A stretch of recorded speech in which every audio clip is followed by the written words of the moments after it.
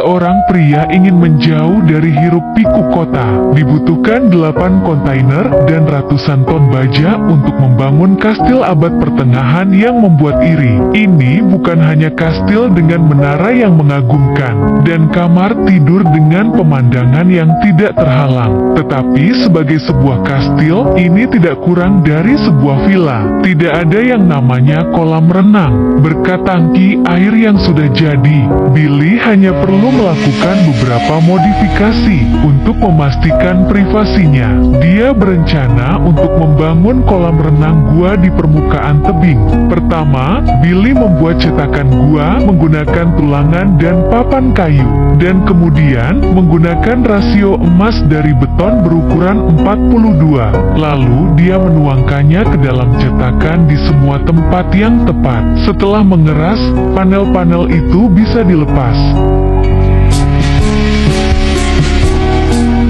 Billy tidak tahan melihat kekurangan di bagian luarnya. Setelah membersihkan bagian dalam kolam, kemudian dia mengaplikasikan dempul khusus kolam renang ini. Dia juga menempelkan kelereng milik anaknya ke dalam kolam untuk dekorasi, dan juga untuk pijat. Kolam renang dan tebingnya pun harus dihias dengan lampu berwarna. Tapi, agar tidak ada kotoran yang menempel, jalan menuju kastil harus dikeraskan. Mata air dipompa melalui pipa-pipa. Dengan menyediakan kayu kering di bagian bawah, Anda dapat mengontrol suhu kolam sesuka hati dengan berbagai macam lampu. Sangat romantis dan nyaman.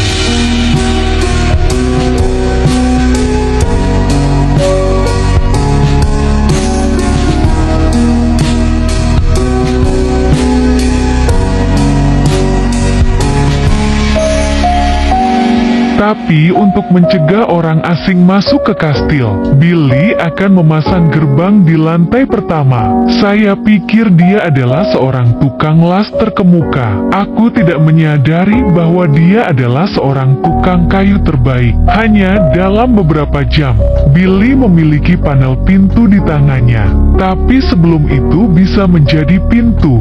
Sebelum bisa menjadi pintu, ia harus dicat dengan pengawet gelap ini, memastikan daya tahan yang lebih baik dan penampilan yang bagus, dan dengan baja berpola dan paku keling untuk mencegah pencuri keluar.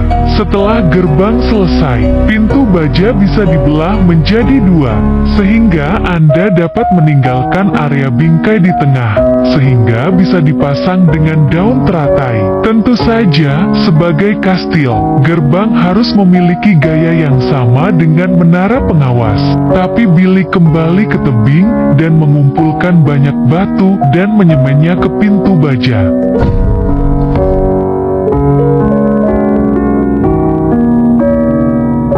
Setelah memasang kunci, sekarang kontainer tersebut memiliki tampilan yang mewah. Tetapi, dengan hanya 2 lantai, jelas tidak cukup untuk memamerkan keagungan kastil. Jadi, Billy berencana untuk membangun lebih jauh ke atas. Tapi sebelum dia bisa melakukan itu,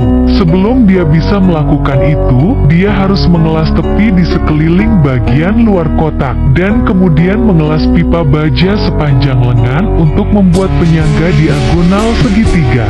Bahkan shimsnya pun harus ekstra tebal. Dan ketika bala bantuan sudah terpasang, Billy bisa mengelas bingkai di atasnya.